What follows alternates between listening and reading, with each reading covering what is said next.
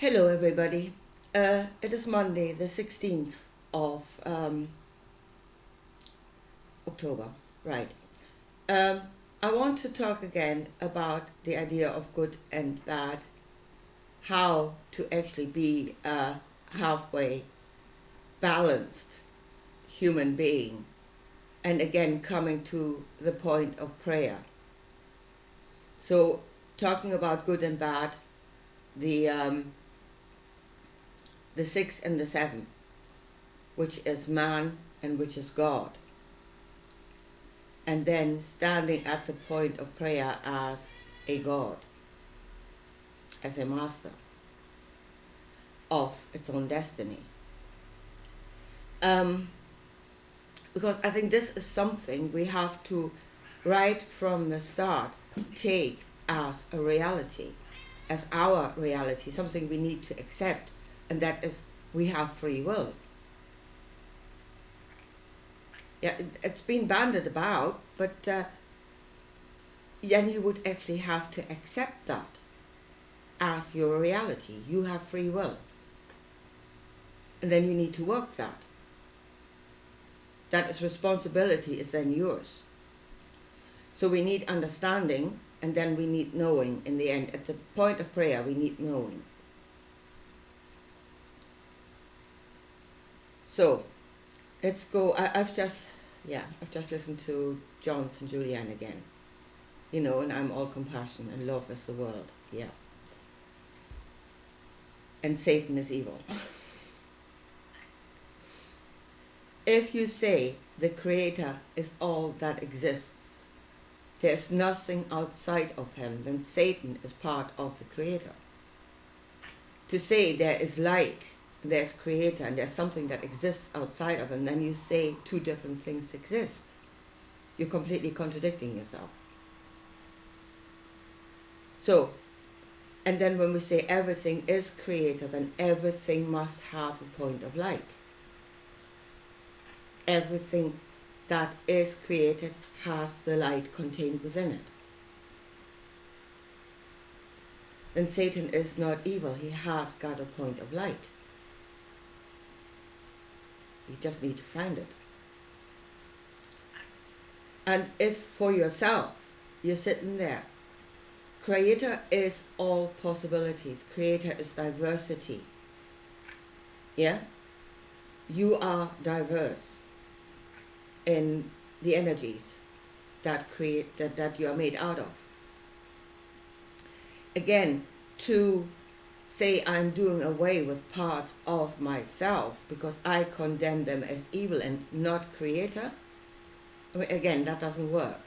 But you're doing away with them, that means you are doing away with the truth of the Creator within you. You're doing away with this truth. So let's say we are six. That is our truth. We are six and we have got free will. So let's see then how we find the light within our six. And it is really a question of balance. Finding the point of light is balancing it to a point of light. Everything that we are. And then to see that everything, all the badness of greed, the badness of vanity, the badness of fear, lower nature, badness of it all. It is Creator. It is there and therefore it is Creator. It cannot be anything else. So let's find the light in it, the point of light. Just, let's say greed, let's go with greed and vanity. You can probably do that with all of them. Greed starts at a point of need. Yeah, and here is the Creator gives. So it starts with need, and that need can be, most likely is extremely real in creation, in existence. So you go with that energy of greed to a point where your need is fulfilled. And that is the point of light. But you, again, you have free will, you are the judge, you must know where that point is, because that which gives has no judgment. It does not judge, it will give. So you drive yourself beyond that point.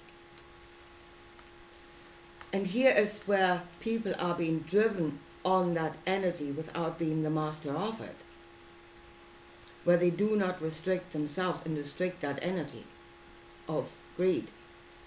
There are those in this world that have gone beyond the point of light, way beyond the point of light, way beyond the point where it was needed or where it even makes any sense. But then they were being driven by that energy to a point where it becomes a completely mindless beast, and they are being swept away by it, ruled over by it. They are not its master. It is driving them. That is not what should happen. They are our servants. We should be the masters. So find that point of light where everything is in balance on greed. Vanity, here, there's another one. Vanity starts with really awareness of self, wanting to look after oneself. That is one part of it, and you should. It is also the desire to reach a point of beauty, which is not wrong in itself either, you know. But then again, those that are being driven by vanity, again, being taken over by vanity, that energy has taken them over and it's driving them to beyond the point, again, where it would have been good. Yeah, if you look at the outcome then, and you look at some of the celebrities, you know, when they're standing on the red carpet, and their vanity has driven them to a point where it's no longer beauty, it's actually downright ridiculous. So there again, the outcome of being driven too far, being driven by it instead of being the master of it and being of sound judgment where to stop. And the outcome is downright ridiculous at times. So there you see where none of those energies is actually bad. But they can get you to a point of balance of light. And that is where you need to balance yourself in all of your aspects. I mean, even those that are the fullness of compassion, as beautiful as that emotion is, yeah, they're sitting there as spaced out idiots. They have lost all touch with reality, and really at that point it's serving nothing, and it is not given to life. So too far out, past the point, you've missed the point. And then to say that there is a mark that you have to hit, and missing the mark is meaning being in sin. You've missed the mark. Well, either you're too far below, that means you haven't received enough. And many of us do that as well. Oh, don't ask. Don't be on greed. Don't ask. No, you mustn't ask. That's sinful. No, not asking if you need is actually sinful because you've missed the mark. The mark is where you receive what you need.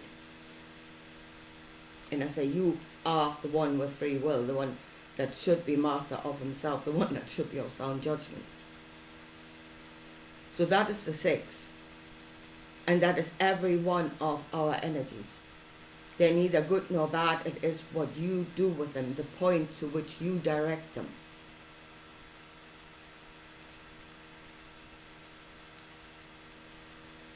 And they are the energies in which you ask. They form your prayer. The point of destiny, the point of where it is enough, and the energy. That is your prayer. That is the angel that goes out to ask of the all. You have to create the angel in the first place. And I say, be of sound judgment what you are building there.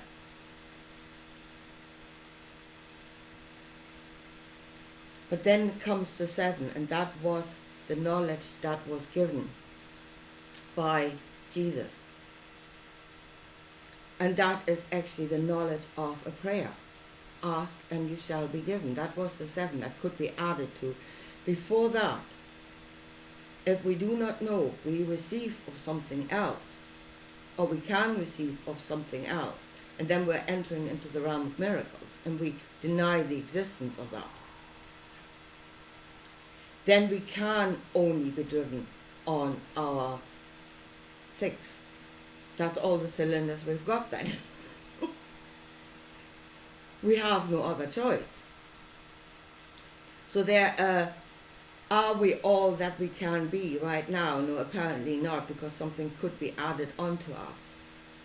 A knowledge could be added onto us that would make us 7 rather than 6. But again, that knowledge must serve us. We're not supposed to become that. It was given to serve us. So we are the 7. We have the 7 in balance at a point where they are light and they're doing good, or they would do good. And then we add the 7. That is the knowledge that we will receive.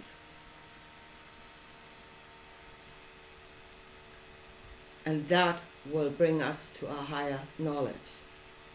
It created a higher knowledge. That knowledge is added to the rest, created a higher state. Doesn't mean we're now becoming a multidimensional being out in the God knows where. No. Here and now, when you add that thought, it changes you. It changes your energy. That is your prayer. You are the prayer. It's not I am praying. I am the prayer. And it added to that. It added certainty. You will receive.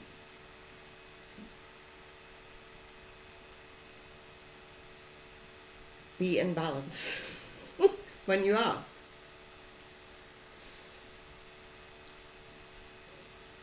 But then we are working with the fullness of what we are. We are working with that everything that we are is creator. It cannot be any other thing. Nothing exists outside of him. Sorry.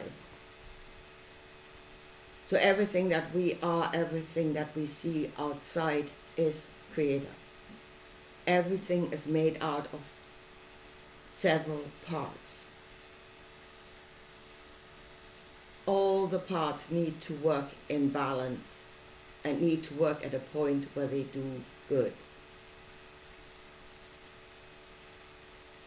And that is our works, to do that. But now the last thing I want to say is, to get from the 6 to the 7, you need to have the 6 as a foundation. Something that the 7 can be added onto, that knowledge, that last knowledge that came in the New Testament. So you need to be solid in the 6 before you add something else onto it. Every stage has to be a foundation. You need to be the fullness of it, the awareness of it, the knowledge of it, the understanding of it, before you add something else. If the 6 are in chaos, you have no idea what you're doing, you're condemning, you're throwing stuff out left, right and center, because you condemn it as evil and you do not see the light of the Creator in it. So if that is in turmoil and in complete disarray, then adding something new onto it is not going to help. Yeah, or if you are in complete disarray and then you add to it, yeah, everything is possible, you just have to ask, add that into the chaos. And the outcome is not going to be an improvement. So, yes, that is, you need to be solid in the 6 to add the 7 and then become the correct prayer that will receive. And that is the knowledge, that is the 7, the knowledge that it will receive. So really we should try that out of the correct understanding of ourselves. Because those idiots that are sitting there condemning stuff as evil, downright evil, they deny that it is creator. They deny the fullness of the truth of the creator. And they do away with it, and they're not firing on all cylinders, and then you wonder why the outcome is bad. It cannot be any other way. Anyway, I leave it at that for today, and I talk to you again soon. Bye.